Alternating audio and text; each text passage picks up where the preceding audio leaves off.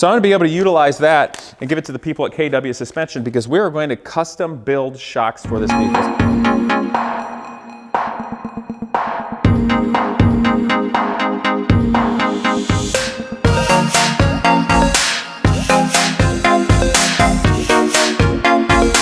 What's up, people? Welcome to the Casey Putsch YouTube channel, me, where it's time to embrace the automotive insanity. So today I have got my street legal sandrail, and I'm really excited with a kind of partnership going on with KW Suspension, actually. I'm going to be doing some shocks here coming up on my 944. I'm really excited about that. But my sandrail, you guys may have seen from last year, I called my midlife crisis. Let's be honest. My entire life is a crisis, okay? But if we want to call it a midlife crisis, that's cool. Actually makes me feel better because that means I've still got at least half of my lifetime left. So, you know, win-win. Anyway, this is an awesome sandrail. I'm really excited with it. I think it was a great buy. This particular car, if you can call it that, weighs approximately 850 pounds as it sits. That's with fluids and fuel in it. Of course, when I get in the car, that adds a lot more weight. But since it's making about 200 horsepower, it really rips nice. And this thing is basically the adult version of the go-kart I had as a kid that I had all my best memories in, power sliding through the grass, seeing if I can hit golf balls sitting there, and just having a good old time as any kid wants to. And come on over here, you can kind of see the back of it and whatnot.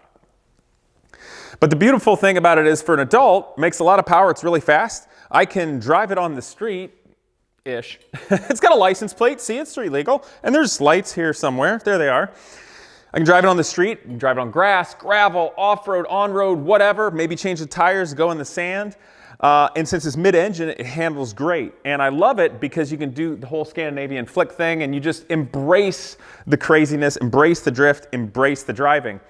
However, the biggest downfall for this buggy right now is, one, I want to bump the oil pressure up a little bit. Air-cooled engines run a little lower, but it makes me a little tweaky. That's another thing for another video. The other things are, this only has rear brakes, which works reasonably well enough and also creates its own driving style, but it still has these plastic lines on it, like from a go-kart or a small airplane, and it would be very easy to rip those out and lose your brakes. So in the future, I'm going to just tweak a few things. But the one thing about the buggy where it can really just come together and be the best driving vehicle is the shocks. So with something like this, you always think horsepower, horsepower, horsepower, some brakes, tires, whatever, blah. But I have to make this thing so you can control it. Meaning, to embrace the insanity and the drifting and the sideways and to go fast, I have to be able to be delicate with it. You need to be able to feel it. You need to be able to shift gears. You need to do everything with the pedals.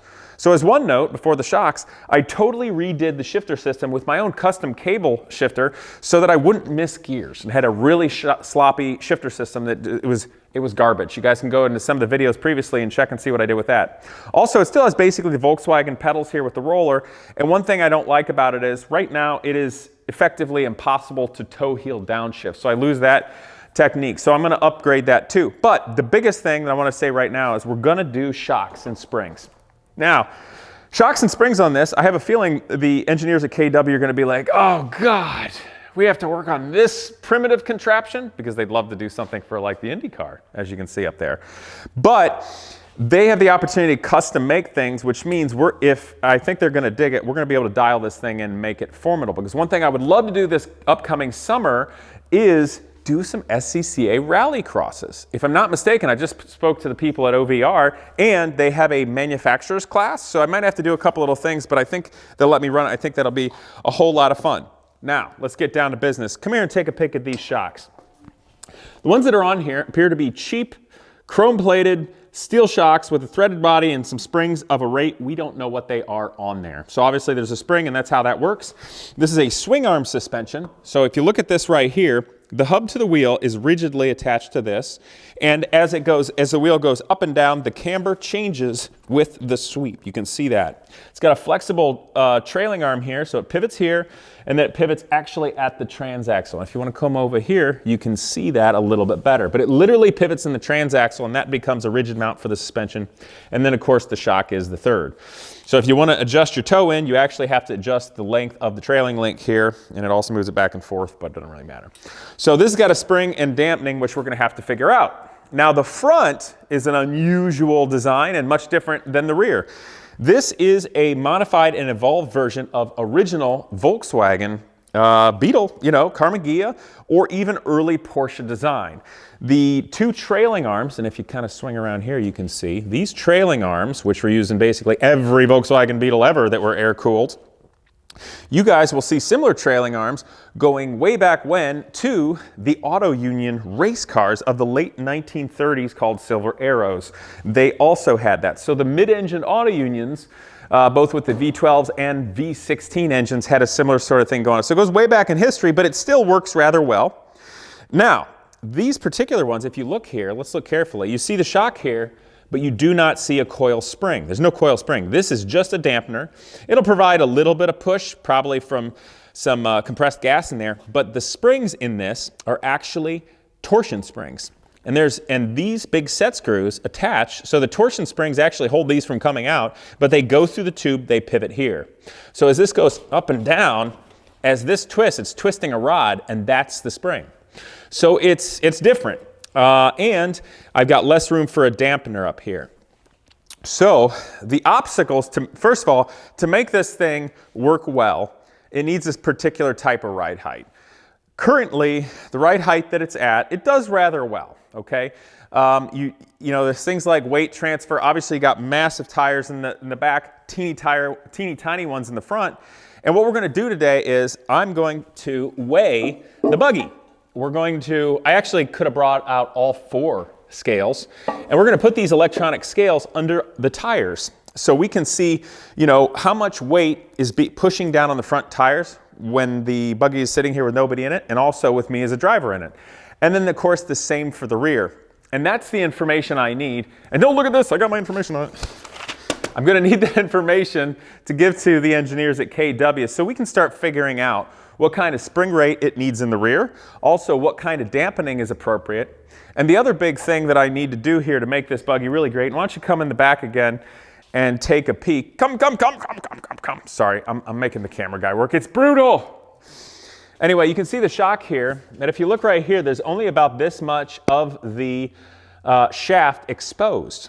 And if we walk back a long way and get down low, you guys can see here that this currently is at about the highest ride height you want, and then when I sit in it, it goes down almost hardly at all.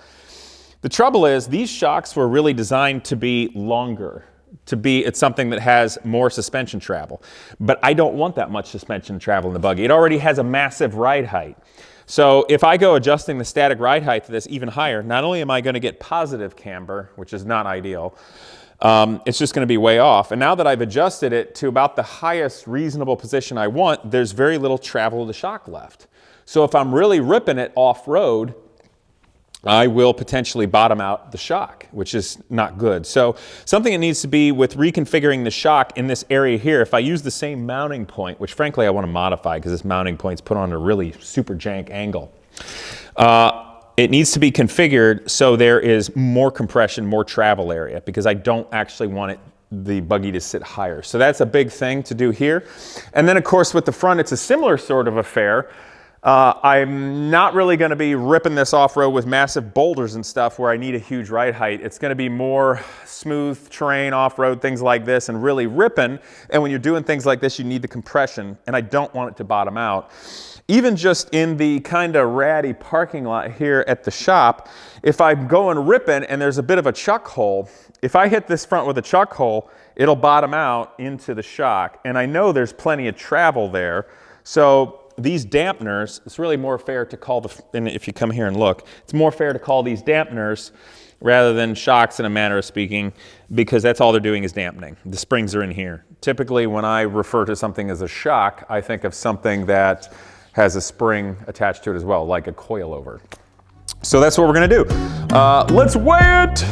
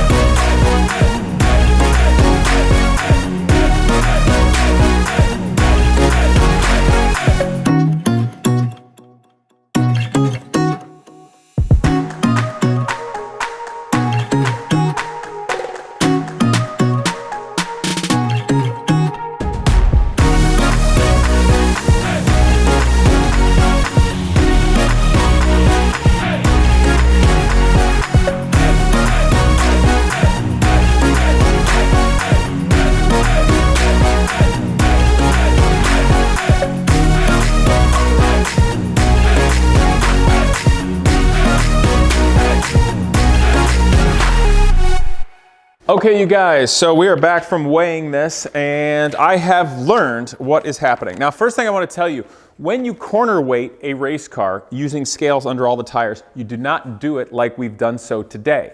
Today was a very quickie way for me to weigh this vehicle as it sits on the floor and get a real close idea how much weight is in the rear of the vehicle and how much weight is in the front of the vehicle as it sits on the axles. So I'm going to give you some measurements here. Now those measurements are for the front as a total, not the front individual tires and not the rear individual tires. It'll be the rear as a total or front as a total. So without driver but wet, that includes fuel and oil. In the front we've got 240 pounds.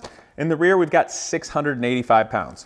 With driver, me being about 170 pounds, we're looking at 315 pounds on the front of the vehicle, on the front two tires. So you're looking at about 162.5 pounds on each tire when it's driving down the road with me in it.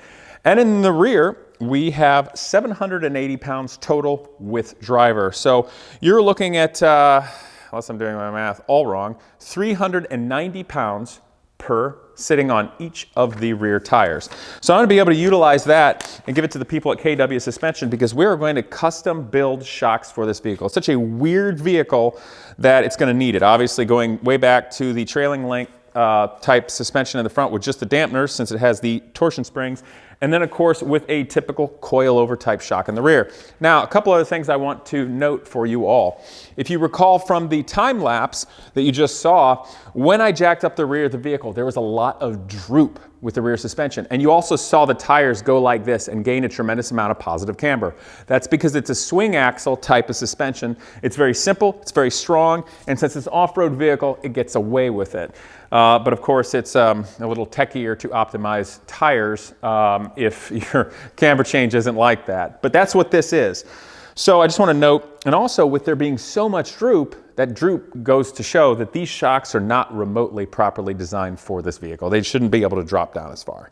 And truthfully, they are way too compressed with very little suspension travel left over in these shocks when this thing is sitting at the proper ride height. So one way that if these shocks were going to be used, and you can walk over here and see, if I was going to keep these and I want to optimize it for this buggy being the right ride height, I would get rid of this suspension mounting point and I would put a suspension mounting point up here. That would allow the shock to elongate. That would allow me to adjust the perch on the threaded body for the spring and get things where they need to be. But fortunately, I have the opportunity to get with the people at KW and we're going to custom make some things. So I'm really looking forward to that and I got to give them the information. Also, I'd like to just show you quick here the computer scale we're going to turn on. Now, never mind the readings you're getting because only one scale is plugged in that's not even properly zeroed. But you will see you get a left front, left rear, right rear. And this tells you the exact poundage on each one. So when you're corner weighting a race car, with coilovers, one of the things that everybody generally doesn't realize, the hobbyist that's on the street, if you just go throwing coilovers on your street car, that's great and you can make them all equal, but I promise you that car is kind of crabby and it's not right. If you can get a perfectly horizontal setup pad and scale what you do to adjust this, so let's say your left front tire, the car is twisted enough that basically it's putting pressure on that left front tire. You're going to get a higher reading on the left front than the right, and then you're going to get a higher reading on the right rear than the left rear. So if that was the one putting pressure, you would actually adjust your spring perch softer or up, and you can equalize the vehicle very well. And I've done that on my Dodge Viper, my 97 Dodge Viper with coilovers, and I can tell you that even just driving on the street at highway speeds, it makes it much more fingertip delicate. I feel like I have a much more athletic touch and sensitivity of the road rather than just throwing on coilovers. So there's the value of that if you're not even just setting up race cars. And obviously it's really nice to have something like this so that when you do custom shocks, we can do it on this vehicle. Next up will be the KW suspension on the 944 coming up. These have to be built, so it's going to be a little bit of time. But I just wanted the opportunity to show you guys behind the scenes what goes into developing vehicles. racing vehicle, a specialized one, and today was just the fun of the shocks and getting that ready, filling out all the information, and then I'll speak with the engineers. They're going to know the basics of the type of suspension we have here, the travel. They'll know how much weight is on it. They'll be able to take in consideration what kind of driving it will do, and then of course build the shock with the proper dampening and valving and such for that. And then of course we can talk about the proper spring rates for the rear and matching that as best as we reasonably can. So I'm very excited and thought I'd add just a little bit of intelligence today rather than me just being my normal YouTube lunatic self. Anyway, guys, please not only subscribe but hit the bell down below. Looking forward to having a lot more adventures to come this year.